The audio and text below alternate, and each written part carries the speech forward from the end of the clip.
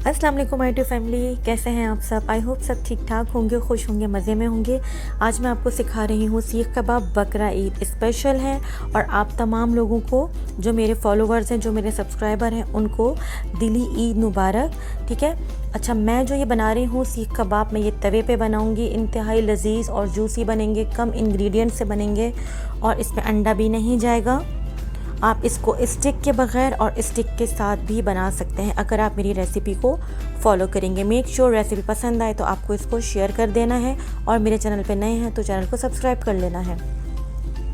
सबसे पहले मैंने इस चॉपर में आधा किलो बीफ का गोश्त डाला है, कीमा डाला है और ये फ़ैट के साथ है। फ़ैट इसमें नरम वाला यूज़ किया है मैंने। ठीक है। इसके अंदर लहसुन, अदरक, हरी मिर्चें और प्याज डाल के आपको अच्छे से बारीक पीस लेना है।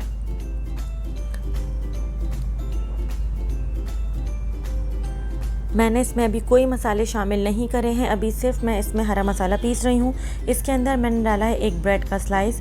इसी की वजह से आपके जो ये सीख कबाब में बेइंतहा सॉफ्ट बनेंगे और रबर जैसे तो बिल्कुल भी नहीं बनेंगे। इसके अंदर साथ साथ आपको शामिल कर देना है हरा धनिया और पुदीना। मेक श्योर कि अच्छे तरीके से धुला हुआ हो और खुश्क हो। आप इसको टिश्यू पेपर पे खुश्क कर सकते हैं। आप देख लें कितना बारीक हो चुका है।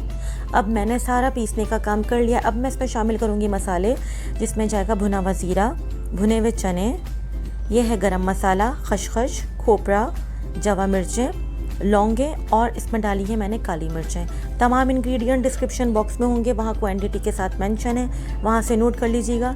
इसको मैंने चॉपर में डाल के अच्छे से बारीक पाउडर फॉर्म में कर लिया है। अब आप इसको अच्छे से मिक्स करेंगे। साथ ही साथ आप इसमें डाल देंगे ये ब्राउन की हुई प्याज और बेसन। बेसन से बहुत अच्छी बाइंडिंग हो जाती है और बिल्कुल भी नहीं टूटते। ब्रेड से आपके जो ये हैं सीख कबाब बेइंतहा सॉफ्ट बनेंगे, बिल्कुल भी जो बाज़ार जैसे हो जाते हैं रबर टाइप के, थोड़े सख्त से बिल्कुल नहीं होंगे। आपको अच्छे से इसको गूंदना है जैसे आप आटे को गूंदते हैं। इसमें मैंने 2 टेबल स्पून घी डाल दिया है। आप इसके जगह मलाई या फिर क्रीम भी डाल सकते हैं। अब आप इसको मैरिनेट करने रखेंगे 3 घंटे के लिए कम से कम भी। मैंने कोयले की इसको धुनी दे दी है। ठीक है। अब मैं आपको बताऊंगी कि मैं इसको तवे पे किस तरह बनाऊंगी। अगर आपके पास स्टिक वो नहीं है, स्क्यूअर नहीं है, तो आप इसको चॉप स्टिक में भी बना सकते हैं। मैंने एक बना के रख लिया है। ये देखें, इस तरीके की चॉप स्टिक बहुत रीज़नेबल उसमें मिल जाती हैं, आप इसको ले सकते हैं। आप पहले हाथ में थोड़ा सा जो है ये सीख कबाब का बैटर लेंगे, कीमा लेंगे।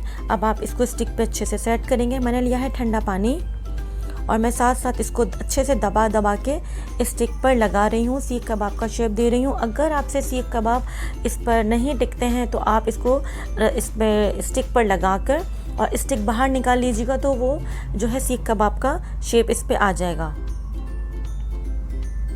एक मैं आपको बता देती हूँ कि मैं एक छोटा सा भी बना के आपको दिखा रही हूँ। आप इसको अच्छे से प्रेस करके लगाएं, ठंडा पानी लगाएं और आप इसको बाहर निकाल लें स्टिक में से। अब मैंने क्या किया है, 2 टेबल स्पून या 3 टेबल स्पून के करीब ऑयल डाला है और मैं इसके अंदर उतने ही सीख कबाब बनाऊंगी जितने मेरे पैन में गुंजाइश होगी। ठीक है। आप इसको तवे पे बना सकते हैं, बहुत इजीली बन जाते हैं, चिपकते भी नहीं हैं और बहुत टेस्टी बनते हैं। अभी आपको इसको चिमटा या कोई चमचा लगाने की ज़रूरत नहीं है उस वक्त तक, जब तक कि ये खुद ही नीचे से जगह नहीं छोड़ देते। मैंने इसमें 2 जो हैं बग़ैर उसके भी बना के दिखाए हैं। अगर आपसे स्टिक में नहीं बनते तो आप इसको स्टिक के बगैर भी बना सकते हैं। पैन को जैसे ही आप हिलाएंगे तो जो सीख कबाब है वो पैन पे जो नीचे की सरफेस है उस पर से हट जाएगा। आप इसको देख लें पलट के, कितने अच्छे से ये ब्राउन होने शुरू हो चुके हैं, इंतहाई जूसी बने हैं। आप इसको हल्की आंच पे कम से कम भी 10 से 15 मिनट तक सेक लीजिएगा, बहुत अच्छे बन जाते हैं। आप अगर चाहें तो उसको ओवन में भी बेक कर सकते हैं और जिनके पास ओवन नहीं है या अंगीठी वाला ऑप्शन नहीं है, वो इस तरीके से पैन में बनाएं, बहुत अच्छे बनेंगे। ये बिल्कुल रेडी हो चुके हैं। ये है इसकी फाइनल लुक। माशाल्लाह बहुत ही ज़बरदस्त बने हैं, बेइंतहा टेस्टी बने। आप बनाएंगे तो आपको पता चलेगा कि ये कितने जूसी बने हैं, कहीं से भी कच्चे नहीं हैं, स्टिक पे से नहीं हटे और आप देख लें तो बिल्कुल बाज़ार जैसे ही लग रहे हैं। आप इसको जो मैंने ग्रीन चटनी सिखाई उसके साथ सर्व कीजिएगा। मैं इस पर नींबू डाल के इसको खा रही हूँ। अगर रेसिपी अच्छी लगे तो इसको शेयर कर दीजिएगा। अगली रेसिपी तक के लिए सबा फुरकान को इजाज़त दीजिए। दुआओं में याद रखिएगा। Take care. अल्लाह हाफ़िज़।